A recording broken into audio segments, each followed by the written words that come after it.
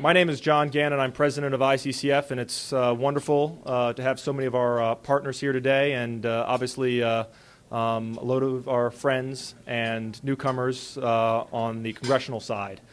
Thanks for bearing the heat and getting over here.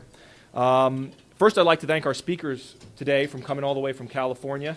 I know it's not a easy trip, but both of you have made the journey, and we thank you very much for coming to talk about these important and interesting issues.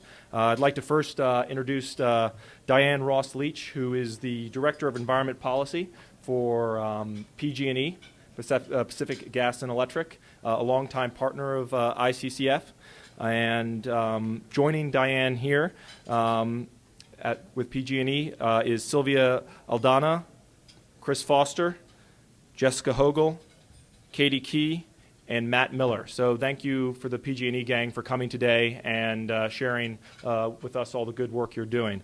I'd like to also thank our other speaker, Mr. Glenn Olson from the Audubon Society, the National Audubon Society, which has been doing great work in conservation for decades and decades.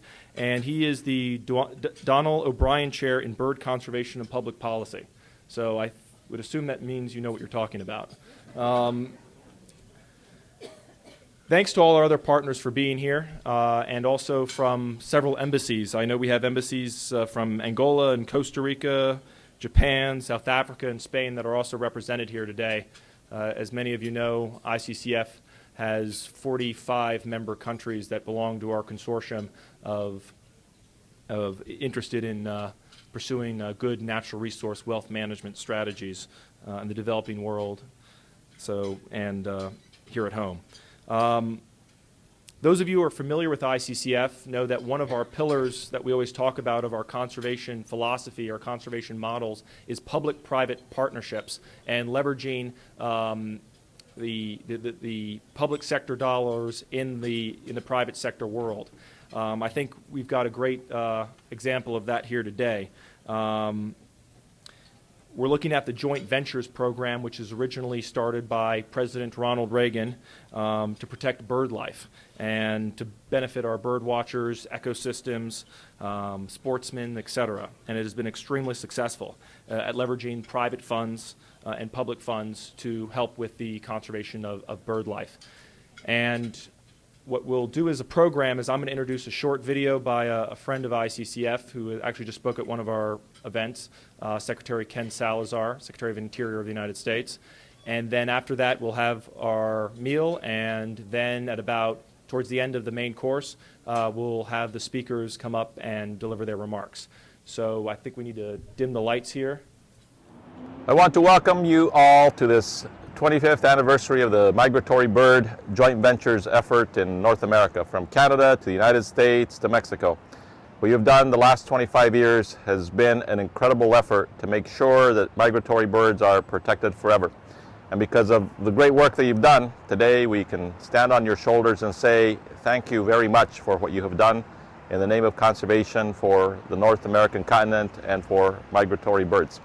Now, as I say this to you today in this 25th year celebration, it's also important for us to recognize the major challenges that we have with disappearing wetlands, and yes, places like the Dakota grasslands, the duck factory of America, where we see the disappearing pot and prairie potholes areas in a manner that requires us to take action.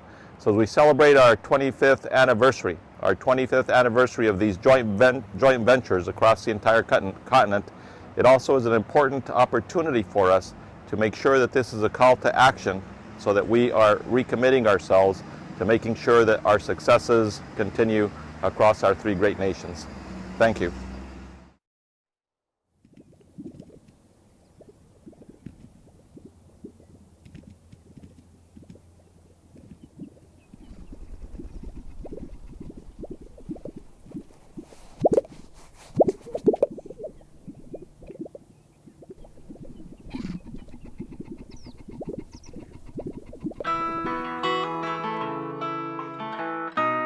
25 years ago, the newly signed North American Waterfowl Management Plan called for the creation of joint ventures. The authors of that plan were inspired by a belief that conserving native bird species requires harnessing the power of partnerships, sharing resources, energy, and expertise to maximize impact. Today, that belief has developed into the model for partnership-driven conservation across our continent. Our partnerships are as diverse as the species and ecosystems that we're working to protect, coming together to tackle difficult challenges and achieve common goals, united by the vision of a North American landscape where birds, wildlife, and humans thrive. Guided by the most up-to-date science, we provide the leadership, planning, research, and support that makes our network stronger and more effective. The results can be witnessed in the efforts of 21 joint ventures working in almost every corner of the U.S., Canada, and parts of Mexico to protect our shared wild resources. In the Atlantic Northern Forest, joint venture partners have permanently protected 2 million acres of working forest lands. In the Playa Lakes region, partner ConocoPhillips has invested 20 years and over $2 million to help fund more than 250 conservation projects.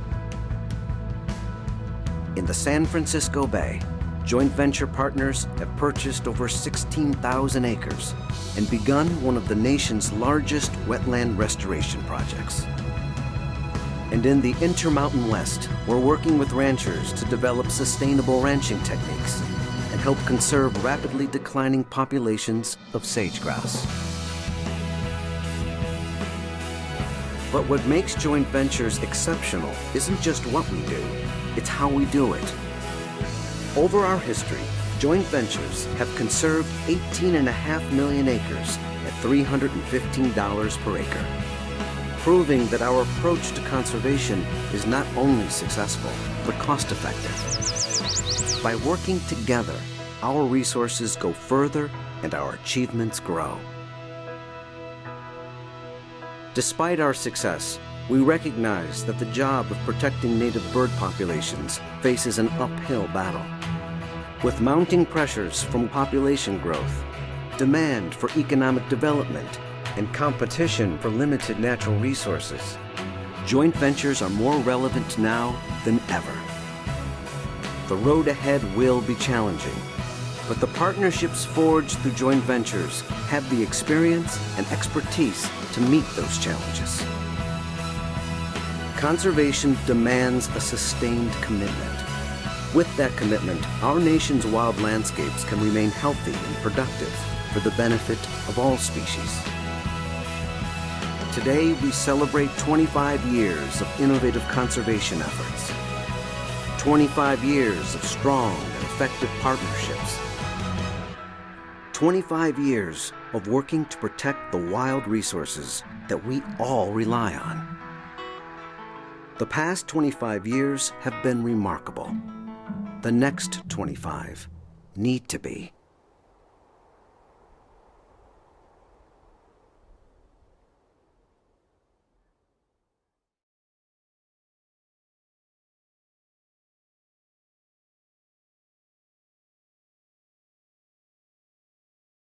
Okay, everybody, welcome back. I think we'll try to begin our program now, as we always try to get everybody out here by 1:10, latest 1:15, as promised. So without further ado, I'd like to introduce Glenn Olson from the National Audubon Society. Thank you. Thanks, John. Okay, I've got my stopwatch running here. We're going to keep this at 12 minutes, and then I'm going to turn it over to Diane. But I wanted, we got a little bit of, I'm not sure everybody could hear the beginning of the joint venture video that Ken Salazar opened up with at the beginning, but it is an incredible story, a great story of success. And I want to spend just a couple minutes talking about the recovery of waterfowl populations from the 1970s, an extraordinary comeback by an intentional proactive effort of these joint ventures. and also the restoration and conservation of over 25 million acres of wetland habitat in the past 25 years as a result of this partnership effort. And then get in at the end to the model for collaborative conservation, both globally and hemispherically, based on what we've done in North America with waterfowl and wetland species. But the story starts with Audubon. Just about, for Audubon, 100 years ago, an early Republican president, Teddy Roosevelt, before he was president, was Secretary of the Navy, and he helped found the Audubon Society. So Charlie, next slide. And then he became president, and one of the first things he did was create the National Wildlife Refuge System. And during his tenure, 45 units of the National Wildlife Refuge System were established. He did it under the Antiquities Act by executive order, and Congress was not happy with that, and so they didn't appropriate funds for the first 20 years. And so the early Audubon Society raised the money to put the wardens at these 45 units of national wildlife refuges around the country. Some things don't change. But it was a great, great time. And the early Audubon, it was at the time of the demise of the passenger pigeon, the extinction of the Carolina parakeet, and the timing of the birth of the conservation movement was getting underway. So we'll move to the next slide, and then on to the next slide, Charlie, please. Fast forward to the 1980s, 1981 to 89, Ronald Reagan was president, and we had this extraordinary decline in waterfowl populations across the continent. The continental population of waterfowl was estimated to be about 100 million birds, and during the 1970s and 80s it had diminished to about 60 million birds. Next slide, please. And it really took a North American effort, a joint international effort, because you can see in the green, most of the 90% of the birds, the waterfowl, breed in Canada and Alaska, and 90% of the wintering birds are in Mexico and the United States. So you needed a hemispheric effort. And in 1986, we signed a treaty with Canada, and a year later with Mexico, creating the North American Waterfowl Plan. This plan was then adopted by Congress as the North American Wetlands Conservation Act in 1989. And I'll just say right up front, from an Audubon perspective, we're a bird conservation organization. This is the single most effective bird conservation measure that we've passed in the last 25 years. It's an extraordinary success program. The law states that maintaining healthy wildlife and migratory bird populations in North America depends on the protection, the restoration, and the management of wetland ecosystems in Canada, the United States, and Mexico. And as part of the act, we established the NACA Council, which guides funding and grant proposals. I serve on the NACA Council. I'm appointed by Secretary Ken Salazar on that council, and we administer grants. And over the since 1989, when Congress approved the act, there's been $1 billion of federal funds that have been in turn matched by $3 billion in partner funds. Groups like Ducks Unlimited or Audubon, or the countries like Canada or Mexico or provinces in Canada have raised the funds to match that. So $4 billion going into migratory bird habitat over the last 25 years and protecting extraordinary areas. Go ahead, Charlie. Pintail duck, next slide, please. And these are the joint ventures. The other thing that the North American Wetlands Conservation Act did, created the council. It also created these joint ventures around the country. And I had the privilege of serving on the founding of the Central Valley Joint Venture in California. Turns out that we have 100 million waterfowl across the continent. About 10 million waterfowl are in what's called the Pacific Flyway, and 60% of those winter in California's Central Valley. So a very important area to be working and protecting habitat for. So next slide, please. And these are areas that we've restored. This is our Wadis Waterfowl Sanctuary, former bean field and rice field that got restored to 850 acres of wetland habitat, part of over 100,000 acres of restored wetlands. It turns out that in California, which is the story I know the best, in 1850 we had 5 million acres of wetlands. We're now down to 450,000 acres, a 95% loss of wetlands habitat. And at the same time, we are growing from 36 million people in the state of California to 50 million people. So if we want to take care of migratory birds, and this is where we were 25 years ago when President Reagan launched this effort through the treaty with Canada and Mexico, we needed to be proactive and intentional. And we arrested the decline and the loss of wetlands, and we've now actually increased the number of wetlands by 200,000 acres of wetland habitat. Next slide, please. And so we have, not only have we protected the habitat, we've secured the water rights. And again, came back to Congress, and it was in 1991, the Miller-Bradley Central Valley Improvement Act, which was signed by then President Bush I, provided water for the wintering waterfowl at 14 state and federal wildlife refuges throughout the Central Valley of California. So you provide the habitat, you provide the water, you build the constituency of hunting organizations and conservation organizations, Ducks Unlimited and California Waterfowl, Audubon, Nature Conservancy, Defenders of Wildlife, all working together in an extraordinary partnership. But the key partner, another key partner, arrived later on in the 1990s was California Rice Association. Next slide, please. These are snow geese on rice fields. And it turned out the rice industry could no longer burn because of their straw after they harvested their rice because of problems with air quality in the Central Valley of California. So they started flooding their fields in the fall, after they harvested their rice, to decompose the straw and providing habitat.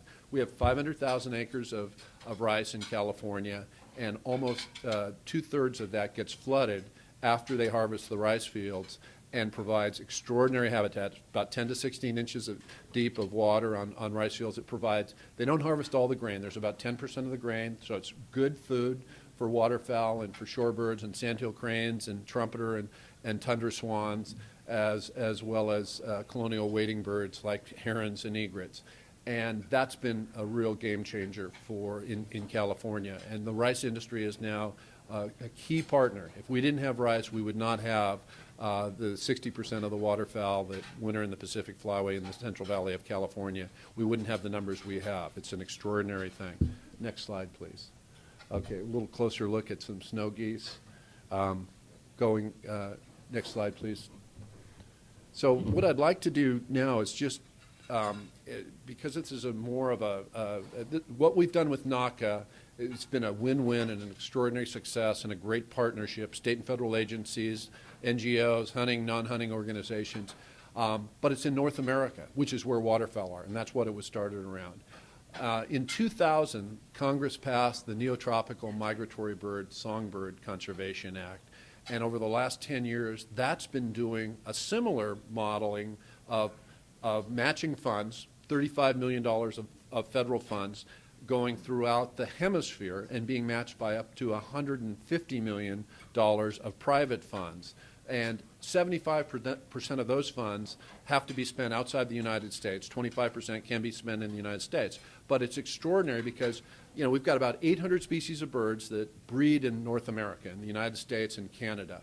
But 340 of those species winter in Latin America or the Caribbean, nearly 40%.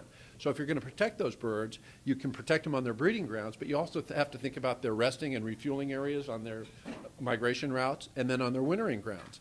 And that's what's so cool about the Neotrop Act. And it's really wonderful to have people from representing embassies from different parts of the globe here, because I think this has hemispheric repercussions for our bird species, but also global implications. So next slide, please.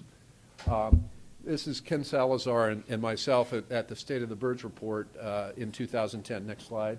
And in 2009, we started this great collaboration with state and federal wildlife agencies and NGOs, Cornell University, Laboratory of Ornithology, Audubon, TNC, Ducks Unlimited. And we came out with the first report on the comprehensive state of birds in the United States over the last 40 years, based on Audubon's Christmas counts and the breeding bird surveys of the Fish and Wildlife Service. Turns out every group of birds except for one, based on habitat types, oceanic birds, grassland birds, forest birds, were all declining. Hence the need for good bird conservation. Next slide, please. The one group of birds that was increasing was waterfowl and birds that were dependent on waterfowl because of the efforts over the last 25 years of the joint ventures. So when you have an intentional, proactive approach to conservation that brings together all the stakeholders, including the landowners and the farmers and the business interests, you can have an extraordinary impact and a positive impact. And that's the kind of impact we need on the other suites of birds, the grassland birds, the oceanic birds going forward. Next slide.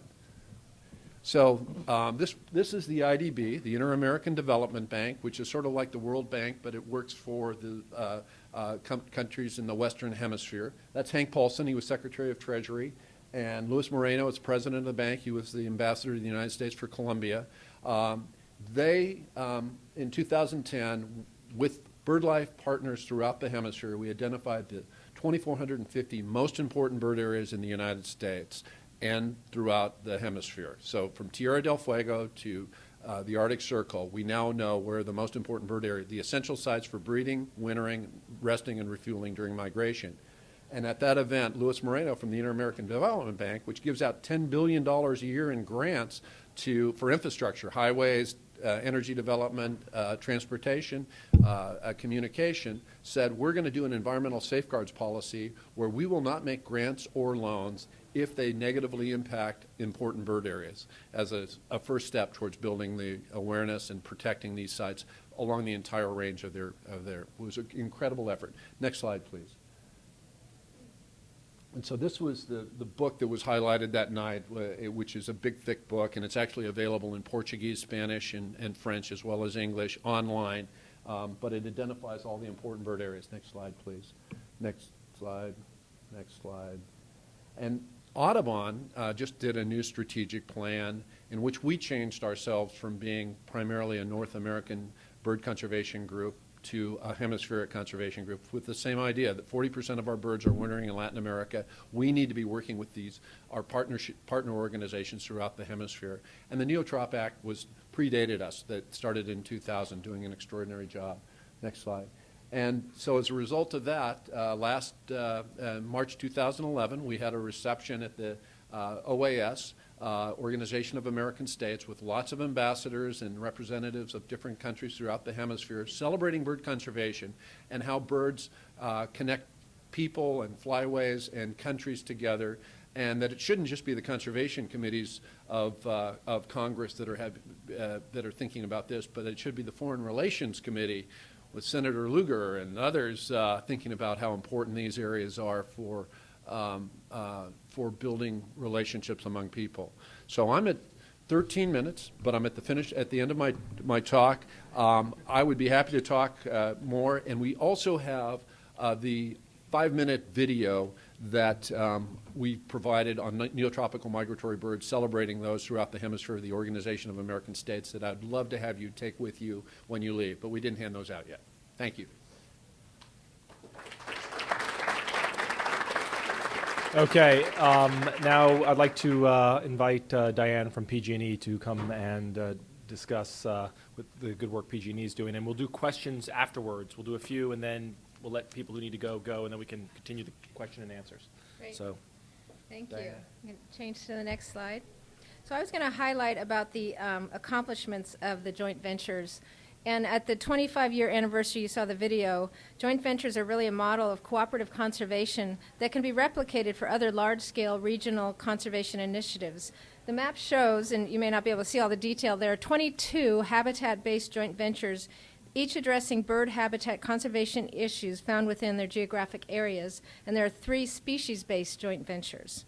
All joint ventures originate, as you heard from Glenn, from the North American Waterfowl Management Plan, which identified population goals for key waterfowl species and identified a framework for recovering populations through habitat enhancement, restoration, and protection.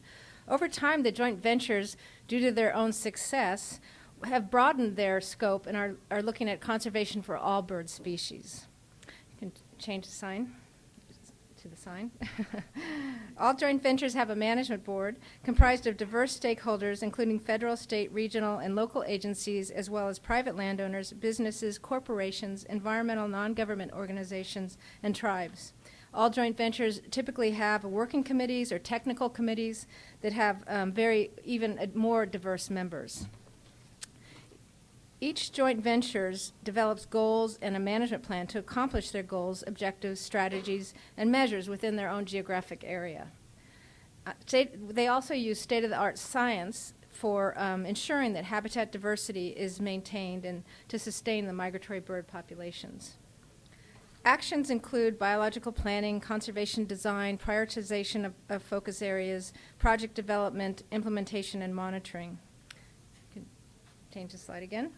I wanted to highlight a few of the joint ventures that are in California. Being a large state, we have 5 joint ventures in our state. 2 are wholly within the state, and 3 are partially within the state. The Pacific Coast joint venture extends from Northern California coast along the Pacific through Oregon, Washington, Alaska, Hawaii, and British Columbia. They've helped complete inclusion of all the U.S. waterfowl areas of major concern into the joint venture program. And since 1991, they have conserved, protected, restored, or enhanced over 900,000 acres. The Central Valley joint venture, which was, as you heard from Glenn, was really instrumental in passing the Central Valley Project Improvement Act, which helped to provide water to the federal, state, and private wetland areas in our state, has conserved, protected, restored, or enhanced over 700,000 acres since 1988 when they were founded. The San Francisco Bay joint venture, which I am part of, as well as the Central Valley joint venture, purchased 16,500 acres of Cargill salt production ponds and began the largest wetland restoration project on the West Coast to restore habitat for water birds, aid flood control, and increase public access. And recently, at our 15-year anniversary, we just published this retrospective that shows all of our accomplishments, and we came up with our first State of the Bird report for San Francisco Bay Area. So I have a few copies of those if people are interested. And some of the stats for the San Francisco Bay joint venture is that we have conserved, protected, restored, or enhanced over 70,000 acres since 1996. The Intermountain West joint venture helped acquire funds for the Natural Resources Conservation Service to build science and communications capacity for the Sage Grouse Initiative, which is a targeted landscape-level conservation initiative since was started in 1991. And then finally, the Sonoran joint venture is the first binational joint venture with Mexico, and has a management board comprising members from both countries focused on international partnerships for conservation of shared ecosystems and bird populations, and they've been around since 1999. Partnerships are critical, as you've heard. It changes. And with federal, state, regional regulatory agencies such as the U.S. Fish and Wildlife Service, the National Marine Fisheries Service, the U.S. Army Corps of Engineers, U.S. Bureau of Reclamation, U.S. Bureau of Land Management, U.S. Environmental Protection Agency, U.S. Geological Survey, and tribal governments, just to name a few. In California, we have our state agencies that are similar to other joint ventures in other states. We have our California Department of Fish and Game, our California Association of Resource Conservation Districts, our California Department of Water Resources, State Parks, and Wildlife Conservation Board.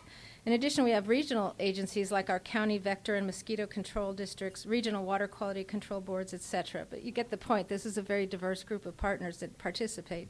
And then we have the joint ventures have estimated they have worked directly with over 5,700 non-government organizations in their work with groups like Audubon, Ducks Unlimited, the Nature Conservancy, Defenders of Wildlife, the Trust for Public Land, PRBO Conservation Science, Save the Bay Institute, Sierra Club, just to name a few. And then, of course, we have the private landowners, businesses, corporations, and universities, private citizens, ranchers, farmers. It's really a model to show how partnerships can really promote the common goal of conservation and providing habitat for the migratory and resident birds that we have in our country. This is really a cooperative, self-directed regional coalition. We leverage technical and financial resources and bring the collective capacity together to achieve conservation at a meaningful scale. And there are community-level efforts as well to safeguard natural spaces and connect people with the outdoors. As far as the business case, and that's why I'm here representing Pacific Gas and Electric Company, I think you'll see that it's really, we're getting a good economic value for every dollar that we spend. In the course of 25 years, the partnerships have leveraged every dollar of congressionally funded projects at a 35-to-1 ratio to conserve over 18.5 million acres of important habitat. And the North American Wetland Conservation Act requires that every federal dollar be matched at least $1 in non-federal funds. And typically we match this at a 3-to-1 ratio. The Fish and Wildlife Service estimates that for every NACA grant, the joint venture funding employs about 7,500 people annually. That's across the country. And project implementation, as you'll see with some of the slides that I've provided, just show that this is heavy construction work. And so this is benefiting the construction industry. Contractors with equipment are hired to move dirt and to recontour the land. We build water control structures, construct berms, plant trees. We have wildlife biologists that are employed to help with the restoration. We have people that are buying and selling real estate with willing landowners, make sure that we get the best deal for our dollars. We have engineers that are hired for topographic surveys, construction management, planning, permitting, design for restoration projects. And local businesses benefit from selling the supplies and materials for the projects. There's also indirect benefits from increased public recreational opportunities like hunting, fishing, wildlife viewing, hiking, and other businesses that can support those recreational visitors.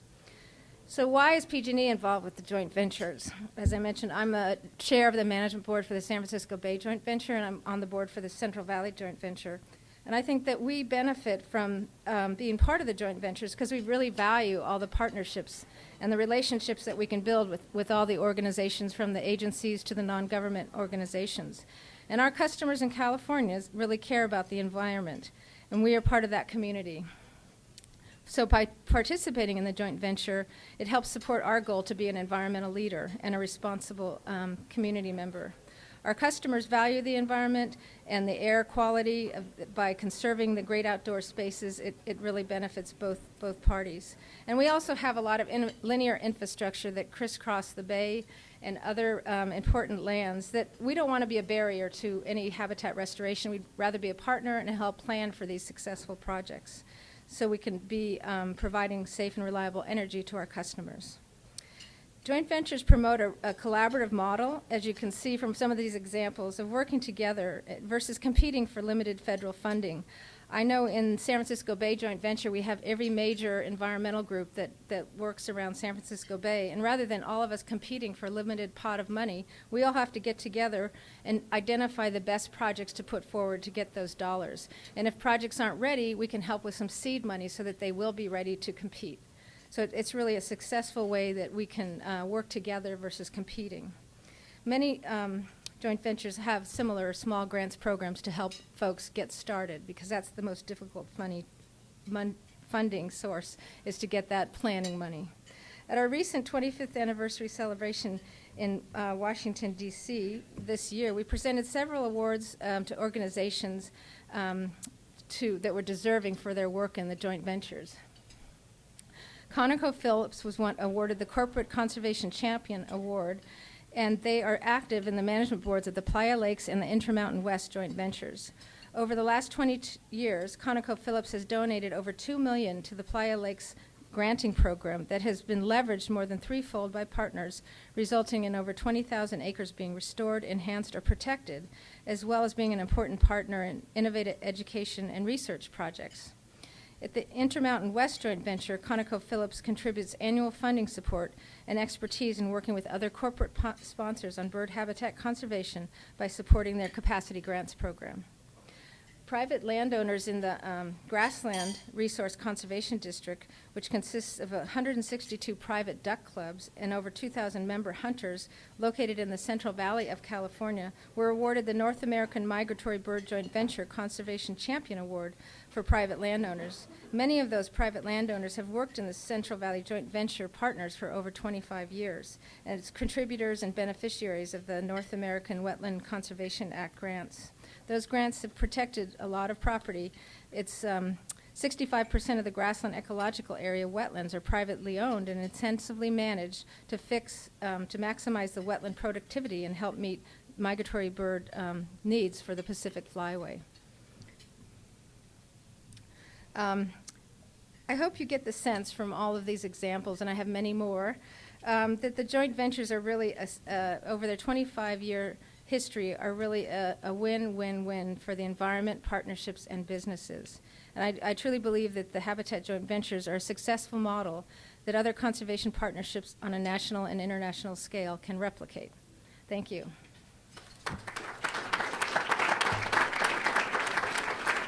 Thank you so much, Diane. I think we have a few minutes here for some question and answers before we have to break, but then we can do more question and answers after that. Would anybody like to start? I know always the first question is always the hardest to get out of people. We'll promise you an extra dessert.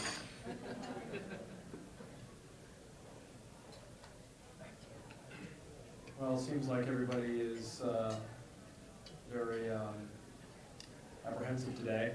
Why don't, okay, here we do. Here we have a question.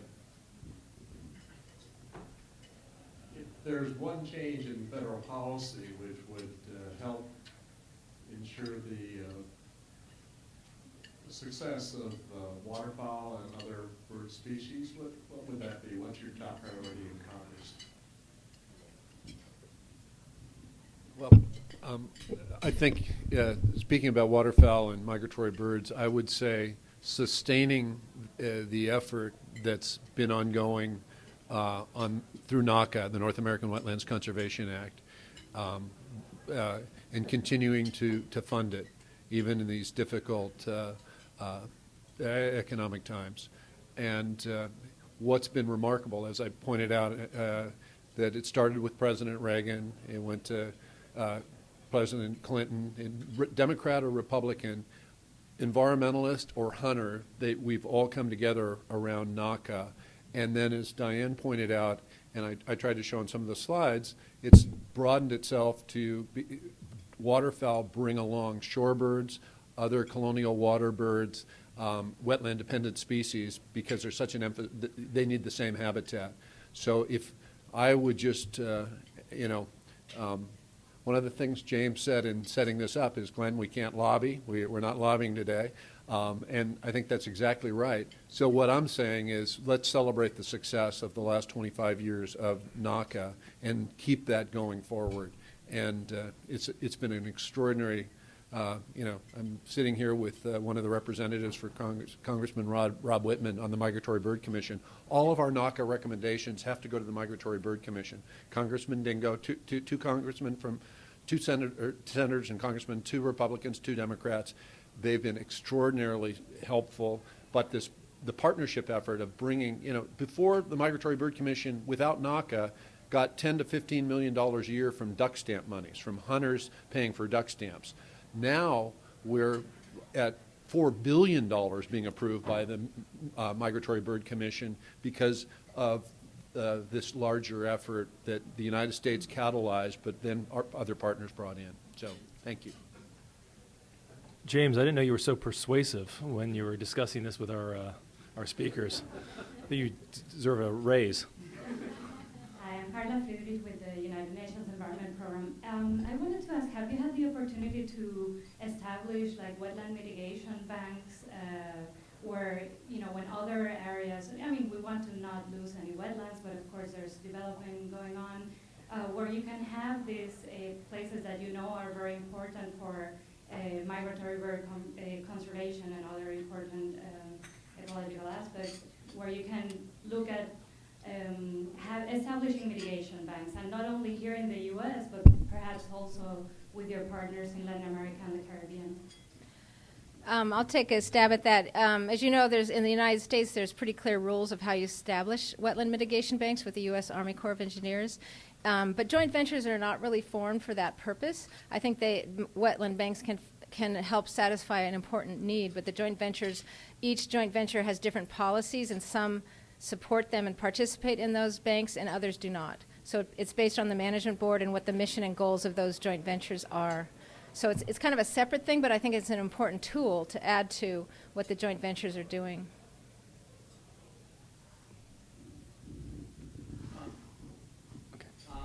Is there any anticipation of the additional joint ventures being formed from some of the larger joint ventures that carry more broader geographic areas?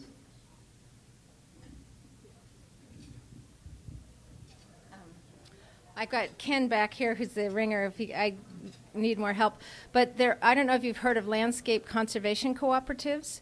That is a successful, based on the success of the joint venture model, this initiative was put forth by the Fish and Wildlife Service to do exactly that, is looking at larger scale landscapes and how can we look at, climate change and changes in the our landscapes and how to address those with better science to inform the work that we do on the ground. So I know some joint ventures boundaries that are the larger ones match the LCC boundaries, but others do not. Like in California, I think we have two, right, north and south.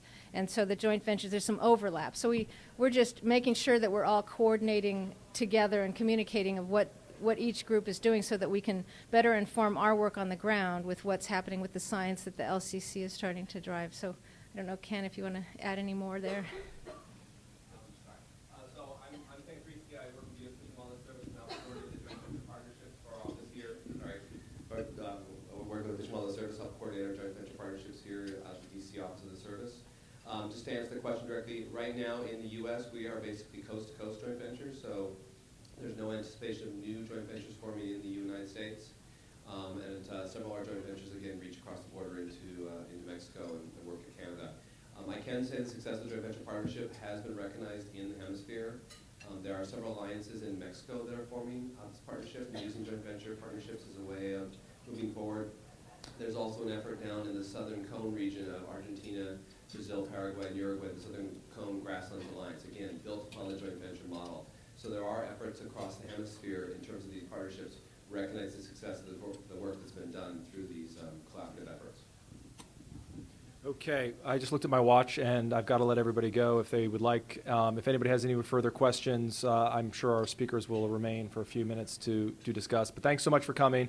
I hope everybody's going to be watching the Olympics tonight, and I will be. So go USA. Cheers. Bye.